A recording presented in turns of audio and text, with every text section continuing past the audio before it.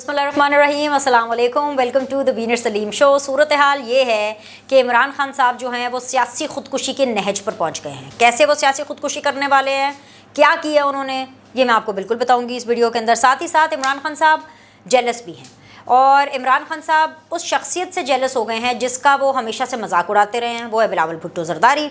Jealousy की अब क्या वजह है तो वो भी मैं आपको बताऊँगी। और साथ ही साथ एक नया रिलेशनशिप हमें पता चला है, इमरान खान साहब और भारत सेम पेज पर हैं। इससे पहले क्या था कि इमरान खान एंड अमेरिका यूं थे, बीच में मोहब्बतों की पिंगे बहुत थी, लेकिन अब इमरान खान साहब और भारत सेम पेज पर आ गए हैं।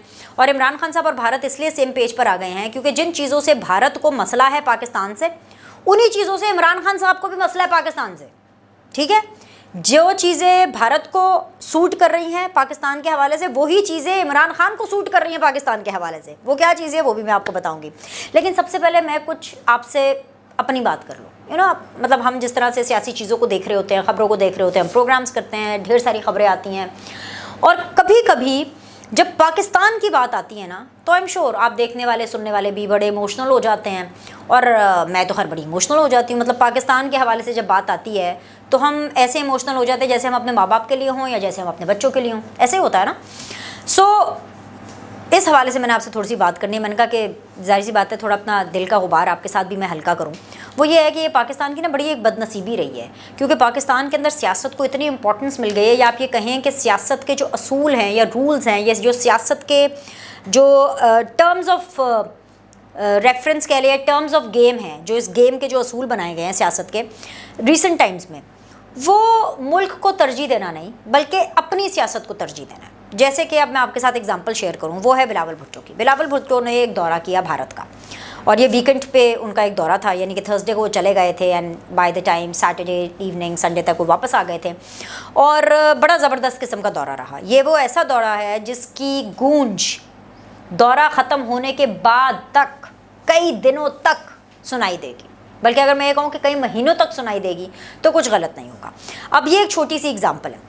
अब वैसे तो देखा जाए होना क्या चाहिए, होना ये चाहिए कि पाकिस्तान का जो फॉरेन मिनिस्टर है यानी वज़ीर ख़ारजा अगर भारत में जा रहा है। अब भारत हमारे लिए क्यों इंपॉर्टेंट है, क्योंकि जाहिर सी बात है पहले पाकिस्तान इंडिया सेम होता था सब कॉन्टिनेंट के अंदर, और एक स्ट्रगल है और फिर एक आज़ादी की जंग लड़ी गई, और पाकिस्तान और भारत का हमेशा से एक लव हेट रिलेशनशिप रहा है। अब इसलिए जो इंडिया है उसकी एक अपनी इम्पोर्टेंस है, और इंडिया के पास जब ताल्लुकात के हवाले से बात हो या कुछ भी अगर इंडिया के हवाले से बात हो तो उसमें इमोशंस जज्बात इन्वॉल्व हो जाते हैं। यानी कि अगर आप चाइना के बारे में बात करेंगे तो शायद जज्बात इन्वॉल्व ना हो, अगर आप अमेरिका के बारे में भी बात करेंगे तो शायद इस हद तक जज्बात इन्वॉल्व ना हो, अगर आप Iran, Afghanistan, Canada, England, Russia, किसी भी मुल्क के बारे में बात कर लें, वो जो जज्बात है ना वो तब उस लेवल तक पहुँचते हैं जब भारत का जिक्र आता है। और ये दोनों साइड्स पर होता है। भारत की साइड पर भी यही है कि पाकिस्तान का आप नाम ले ले तो एक अलग लेवल के जज्बात नज़र आते हैं, अच्छे भी बुरे भी। अगर अच्छे होंगे तो अलग लेवल पर अच्छे होंगे, बुरे होंगे तो एक अलग ही लेवल होगा। ठीक है, अब अगर पाकिस्तान का फॉरेन मिनिस्टर भारत जा रहा है तो होना तो ये चाहिए कि पूरे पाकिस्तान को अपने सियासी डिफरेंसेस ख़त्म करके, चाहे कोई भी हो जमात, उसको सब ख़त्म करके, या फ़ौज को भी, हर एक को पाकिस्तान के फॉरेन मिनिस्टर को सपोर्ट करना चाहिए, उसको बैक करना चाहिए। इस हद तक बैक करना चाहिए कि जी पाकिस्तान का फॉरेन मिनिस्टर अगर अव्वल तो वो गलत नहीं है, लेकिन अगर गलत है भी तो फिर भी क्योंकि वो पाकिस्तान का फॉरेन मिनिस्टर है वो ठीक है, क्योंकि पाकिस्तान को रिप्रेजेंट कर रहा है। पाकिस्तान बड़ा है, पार्टियां उनके ओहदे छोटे हैं। समझ आ गई? ये मेरे ख्याल से ये हम सबकी एक ही राय होगी, चाहे आप किसी भी पॉलिटिकल पार्टी के सपोर्टर हो। लेकिन जब बिलावल भुट्टो ज़रदारी बहैसियत वज़ीर ख़ारजा इंडिया जाते हैं, और उस इंडिया में जाते हैं जिस भारत ने उनके सर की कीमत करोड़ों में रखी है, कि जी सर की कीमत का मतलब है कि उनकी ज़िंदगी को ख़तरा है, उनको थ्रेट्स हैं। और क्यों थ्रेट्स हैं? क्योंकि बिलावल भुट्टो ने गुजरात के हवाले से, जो भारतीय गुजरात है उसमें जो खून की होली खेली गई नरेंद्र मोदी की तरफ से, तो उन्होंने पाकिस्तान में बैठ करके नरेंद्र मोदी को ललकारा, उसको बुचर बोला। बुचर जाके गूगल कर ले, बुचर का क्या मतलब है, कसाई। ठीक है, अब जब बिलावल ने जाना था उनको पता था कि उनको थ्रेट्स हैं। अब ऐसे में अगेन होना तो ये चाहिए था कि बिलावल डर जाते, बहुत से लीडर हैं पाकिस्तान में रहते हुए डर जाते हैं, अपनी अदालतों में जाते हुए डर जाते हैं, अपनी अदालतों में जाते हैं डब्बे शब्बे पहन के जाते हैं, पूरे प्रोटोकॉल के साथ जाते हैं, पूरी सिक्योरिटी के साथ जाते हैं, है ना। ये कोई मैं गलत बात तो नहीं कर रही, कोई मैंने ऐसी मिसाल तो नहीं दे दी कि आप कहेंगे ये बीनेश क्या बात कर रही है। तो होना तो ये चाहिए था कि अगर बिलावल को थ्रेट्स हैं तो बिलावल भी कहते हैं मुझे डर लगता है, मेरी ज़िंदगी को ख़तरा है, मैं नहीं जा रहा है ना, रबानी घर को भेज देता हूँ, किसी छोटे को भेज देता हूँ, है किसी और को, किसी ऑफिसर को, या मैं डब्बा पहन के चला जाता हूँ, या मैं वीडियो लिंक के ज़रिए चला जाता हूँ। क्योंकि बिलावल को, पाकिस्तान को और पीपल्स पार्टी को और नून लीग को, इस हुकूमत को, और सबसे बड़ी बात ये पाकिस्तान को पता था कि ये SCO की जो फॉरेन मिनिस्टर्स की जो मीटिंग है ये कितनी इम्पोर्टेंट है। क्योंकि सिर्फ उसमें पाकिस्तान नहीं बाकी ममालिक भी थे, और जब बाकी ममालिक भी हों और ऐसे में पाकिस्तान बॉयकॉट करे या ना जाए, या बिलावल भुट्टो को क्योंकि थ्रेट्स है और वो डर जाए, तो इसमें पाकिस्तान की घटती, समझ आ रही है ना आपको बात की। लेकिन क्या हुआ, बिलावल भुट्टो गए, तमाम तर धमकियों के बावजूद गए, और ना सिर्फ गए बल्कि वहाँ जाके पाकिस्तान का ऐसा डंका बजाया कि इंडिया की चीखें निकलना शुरू हो गई। भारत तो तिलमिला उठा, बल्कि वो जो फॉरेन मिनिस्टर है भारत के, वो बिलावल से उम्र में डबल है, एक्सपीरियंस में भी डबल है, लेकिन वो बिलावल के सामने मांद पड़ रहे थे, और वो जेन्युइनली मांद पड़ रहे थे। तस्वीरें, उनकी बॉडी लैंग्वेज, उनकी बातें, जो वो बातें कर रहे हैं। और आखिर में भारत को क्या प्रॉब्लम है मैं आपको बताती हूँ, क्योंकि जो भारत की प्रॉब्लम है वही इमरान खान साहब की प्रॉब्लम है। लेकिन ये ज़रा पहले मैं बिलावल चैप्टर आप लोग को समझा दूँ कि बिलावल ने वहाँ पर क्या क्या किया, ये भी जानना बहुत ज़्यादा ज़रूरी है। बिलावल ने कश्मीर का इशू उठाया, बिलावल ने इस्लामोफोबिया की बात की, बिलावल ने दहशतगर्द हमलों की बात की, और बिलावल भुट्टो ने हर महाज पर इंडिया को उनके मुल्क में बैठ करके, उनके भारतीय एंकर के सामने बैठ करके, और वो भी कोई ऐसा कोई गाजे माजे वाला एंकर नहीं, ठीक ठाक तगड़ा एंकर, उसके सामने बैठ करके उस एंकर की बोलती बंद कर दी और उस एंकर को मुंह तोड़ जवाब दिया जो कि भारतीय एंकर था। पाकिस्तान में ऐसे लीडर्स हैं, बहुत से ऐसे लीडर्स हैं जो कि अपने पसंदीदा एंकर्स को इंटरव्यू देते हैं, अपने पसंदीदा चैनल्स को इंटरव्यूज देते हैं, अपने नाकदीन को इंटरव्यू नहीं देते। लेकिन बिलावल ने एक मिसाल कायम की कि नाक़िद छोड़ो, दुश्मन मुल्क में गए और वहाँ दुश्मन मुल्क के दुश्मन मीडिया को जाके इंटरव्यू दिया और उनकी बोलती बंद कर दी। इसको क्या कहते हैं, हैशटैग घर में घुसकर मारना। ये मज़ा आता है, ऐसी सियासत का मज़ा आता है। हमारे पाकिस्तान में बड़े हैंडसम लीडर हैं, बड़े बड़े हैंडसम लीडर हैं, लेकिन जो बॉडी लैंग्वेज बिलावल की थी ना, वो बड़े बड़े हैंडसम लोगों की नहीं होती। ठीक है, सेम पेज, राइट, समझ आ रही है ना बात। ओके, अब जो भारत है उसकी चीखें निकली, और वो चीखें मुझे तो बड़ी अच्छी लगी, क्योंकि मेरे कानों को इतना सुकून पहुंचा जब भारत को उसकी चीखें निकल रही थी। क्योंकि वो चीखें बिलावल ने, पाकिस्तान के फॉरेन मिनिस्टर ने अपने टैलेंट, अपने कॉन्फिडेंस, चीज़ों को जानने के बारे में, चीज़ें उनकी फिंगर टिप्स पे थी। और मैं अगर आपसे ये कहूँ कि बिलावल ने सिर्फ पाकिस्तान का ही नहीं, इंसानियत का मुकदमा लड़ा, क्योंकि उन्होंने राजदीप सरदेसाई को इंटरव्यू में, लंबा चौड़ा इंटरव्यू था, बड़ा ज़बरदस्त था। अगर आपने नहीं देखा ना, आप ज़रूर देखें वो इंटरव्यू, मैं आपको कहती हूँ ज़रूर देखें। उस इंटरव्यू के अंदर उन्होंने बल्कि भारत को भी ये कहा कि भाई हमारे मसले सेम हैं, तो सिर्फ पाकिस्तान का ही नहीं, उन्होंने पूरी इंसानियत का मुकदमा लड़ा। इसी को लीडरशिप कहते हैं। हैंडसम होने से क्या होता है, वैसे तो खैर मैं तो समझती हूँ कि बिलावल भी बड़े हैंडसम है, यंग हैं, गुड लुकिंग हैं, कद काट के अच्छे हैं, चलते अच्छे हैं। और हैंडसम होना किसे कहते हैं, क्या मतलब आप वो काजल लगा के फिरे कि बोटॉक्स करा के, अच्छा वैसे खैर इसको, इसके अंदर भी कोई बुराई नहीं है, मैं तो इसको बुराई नहीं समझती।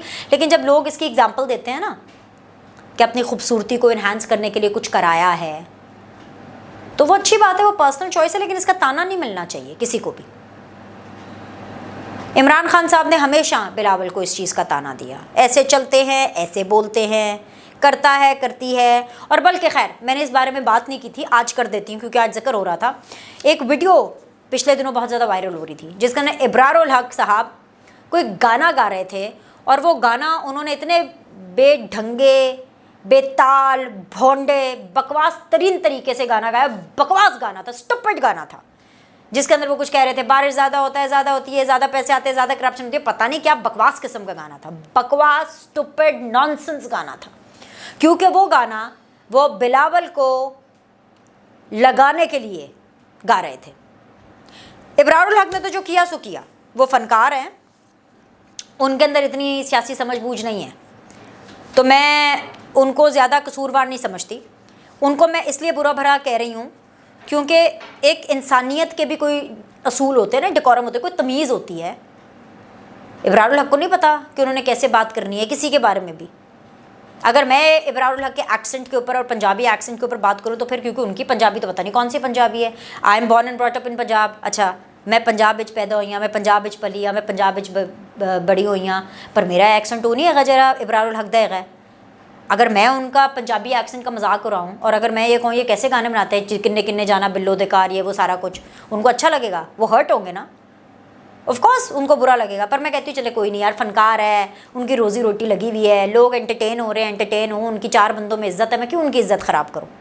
लेकिन ज़्यादा गिला इमरान खान साहब का, क्योंकि इमरान खान साहब बैठ के जिस तरह ठट्ठे मार के हंस रहे थे, ये उनकी साइकोलॉजी के बारे में बताता है कि वो बिलावल से जल गए। और वो इसलिए जल गए क्योंकि बिलावल की जो माला है वो जप रहा था भारत। अब भारत का जपना समझ में आता है भाई, क्योंकि भारत को प्रॉब्लम है सीपैक से, और वो भारतीय फॉरेन मिनिस्टर ने बोला। लेकिन इमरान खान साहब को बिलावल से प्रॉब्लम हुई, और इमरान खान साहब को इसलिए प्रॉब्लम हुई पाकिस्तान से कि जी पाकिस्तान चाइना की तरफ जा रहा है और पाकिस्तान के अंदर सीपैक हो जाएगा। वो सीपैक जिसको मैंने रोका था, जिसको इमरान खान ने साबुताज किया था, मैंने साबुताज किया था, ये तो सारों ने मिलकर दोबारा उस तरफ चल दिए। तो इमरान खान और भारत का सेम पेज हो गया है, और अमेरिका को बीच में घुसेड़ देना। इमरान खान को ये बुरा लग रहा है जो वो लोगों को तकरीर करते हुए 250-300 बंदे के सामने, बड़े बंदे थे रैली में, 250-300 हैं वो जो बंदयाल साहब के लिए, उसमें खड़े होकर चीख कर बोल रहे हैं, गाड़ी के अंदर बैठ करके, हैं गाड़ी से बाहर नहीं निकले, गाड़ी के अंदर बैठ करके माइक के ऊपर चीख के बोल रहे हैं कि पूरी दुनिया के अंदर पाकिस्तान बदनाम हुआ, बिलावल ने इतनी बेइज्जती करा दी पाकिस्तान की, बिलावल को किसी ने मुंह नहीं लगाया। अच्छा ठीक है, मुझे 1 मिनट के लिए लगा हाँ जी इमरान खान साहब के दिल में दर्द जाग गया होगा कि जी हमारे फॉरेन मिनिस्टर के साथ थोड़ा सा कोल्ड एटीट्यूड रखा गया है। बट मसला ये है कि इमरान खान साहब को तो तब भी प्रॉब्लम हो जाती थी जब नरेंद्र मोदी वजीर आजम पाकिस्तान उस वक्त के नवाज शरीफ के घर आए, तब भी इमरान खान को प्रॉब्लम हो गई। तो मुद्दा ये है कि इमरान खान साहब जो हैं वो, उनको हर वक्त ही प्रॉब्लम रहनी है। मोदी घर चलकर आ जाए तो भी एतराज़ करना है, भारतीय वजीर खारजा हाथ ना मिलाए तो भी ताने देने हैं कि जी नमस्ते क्यों किया गया, हाथ क्यों जोड़े गए। This is a normal culture, Sindhi culture है, this is a Sindhi culture. और अगर मान लिया कि अगर हाथ जोड़ लिए और हाथ नहीं मिलाए तो इसमें भी प्रॉब्लम है, इमरान खान साहब राजी कैसे होंगे? तो इसका जवाब है वो कभी राजी नहीं होंगे। अब आ जाएं जी, जो इमरान खान साहब की जेलसी है वो भी मैंने आपको बता दी। इमरान खान साहब की जो सियासी खुदकुशी का प्लान है वो ये है कि वो हालांकि क्रिकेटर रहे हैं, मायानाज क्रिकेटर रहे हैं, उनकी जितनी भी तकरीरें सुन रहे अपनी क्रिकेटिंग करियर के बारे में होती हैं, उनको ये नहीं पता कि जब मैच हो पाकिस्तान और इंडिया के बीच में तो भाईजान खुदा का वास्ता है, पाकिस्तान और इंडिया के मैच के अंदर इंडिया को नहीं पाकिस्तान को सपोर्ट किया जाता है। जो बिलावल भुट्टो भारत गए थे वो पीपल्स पार्टी के चेयरमैन बिलावल भुट्टो नहीं, वो पाकिस्तान के वजीर खारजा बिलावल भुट्टो गए थे। बिलावल भुट्टो के चक्कर में उनसे जेलस होकर के, उनकी ग्रोथ से, उनकी पॉपुलैरिटी से जेलस होकर के आग लग गई इमरान खान साहब को, और उन्होंने सियासी खुदकुशी कर ली एंटी बिलावल पैगाम दे करके, विच मीन्स के एंटी पाकिस्तान पैगाम दे करके। अच्छा, और एक और चीज़, I am the last person जो किसी के ऊपर गद्दारी या एंटी स्टेट के फतवे लगाएगा। आई एम द लास्ट पर्सन, मैं इसमें यकीन नहीं रखती, लेकिन मुझे बड़ा अफसोस हुआ। हक में बयान नहीं दे सकते थे ना, मुंह तो बंद कर सकते थे इमरान खान साहब, आप ना बोलते। ये आपकी सियासी खुदकुशी है, इससे आपकी जेलसी, आपकी इनसिक्योरिटी बिलावल के हवाले से सामने आती है। अब आ जाए जी अमेरिका के ऊपर। ये जो इमरान खान साहब को और पीटीआई को याद है ना बड़ा कि जी हाँ जी भारत ने कितना जुल्म सितम किया हुआ है और भारत के साथ तो हमारा शुरू से 36 का आंकड़ा रहा है, फलाना फलाना फलाना। इनको ये सारा कुछ तो याद है। इमरान खान साहब को ये याद नहीं है कि अमेरिका के साथ इमरान खान का पीटीआई का 36 का आंकड़ा रहा है। 1857 याद है, ईस्ट इंडिया कंपनी याद है उनको, हैं? उनको गांधी और कायदे आज़म और इलामा इकबाल और वो जो 1947 की स्ट्रगल है वो सारी उनको याद है।